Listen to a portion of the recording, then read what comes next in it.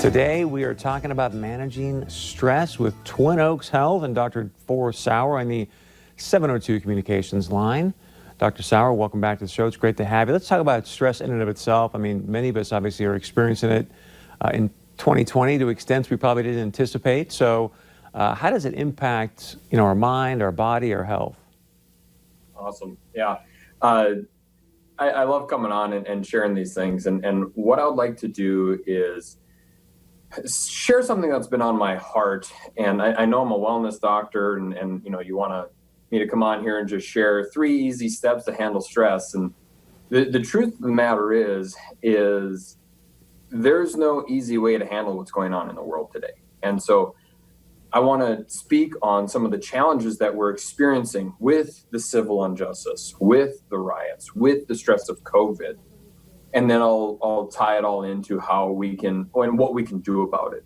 So one of the things that we talk about in our clinic on a daily basis with all of our clients is the difficult topics. And one of the things that just really irks me is how it's been popularized lately that we need to be politically correct and we don't want to talk about anything that's going to offend people. Well, how do we think that these riots came about? Like, is all that the riots have done has really proven that we're just sweeping unresolved issues underneath the rug, and it's creating more stress and overwhelm in our bodies. What has COVID done? Well, COVID has really just been a slap in the face, showing us and proving to us that we are in a healthcare crisis. And that healthcare crisis has been killing hundreds of thousands of people, moms, dads, grandpas, and grandmas, every single year for the past 50 years. And I just think it's time to stop. And so what I wanted to do is really just come on and talk about some of the very challenging things. And I know I'm at a huge risk when I'm talking about things because, if you look at me, I'm a young white male doctor. Okay, I get it. I didn't even recognize that we were still struggling with racism until I got into college. I just thought people were people. And so I'm not going to speak on racism because I'm not an authority in it. I don't have exposure to it, fortunately.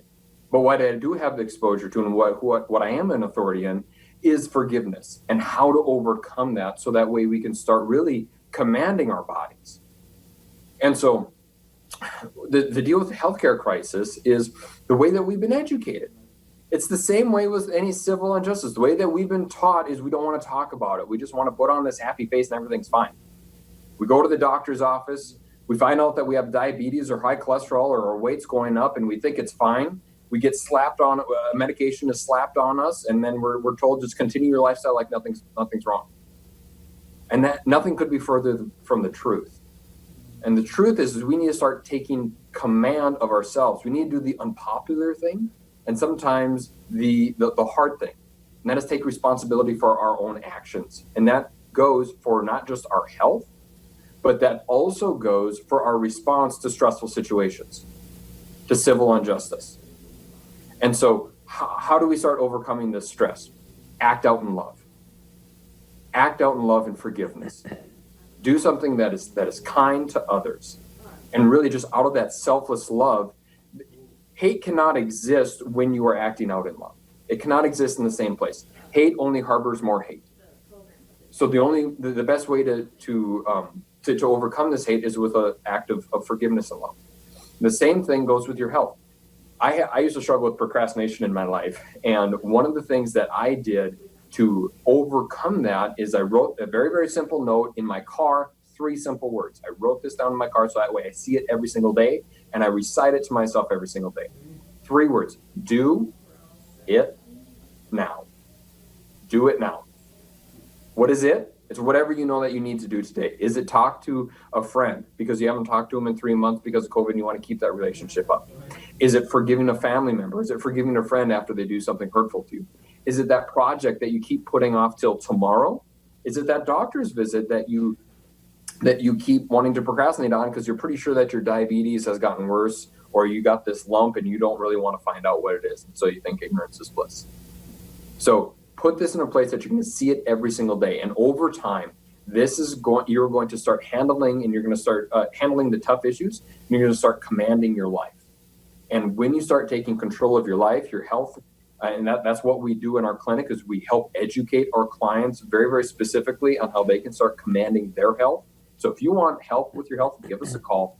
But what you need to do is you need to start taking action. I've seen thousands of clients. The people that get the results with their health, they completely transform their life and they take command of their body, they take action. That is why I start every single day with those 3 words: do it now. So I know this is very unpopular to talk about. I know I'm at a high risk of getting a lot of hate from this, but I feel like it was a necessary thing to talk about, in where we need to start taking action. We need to start talking about the hard things, because that's the only way that we are going to be bringing healing to America. We're all in this together. I'm at fault for this, for not talking about it more.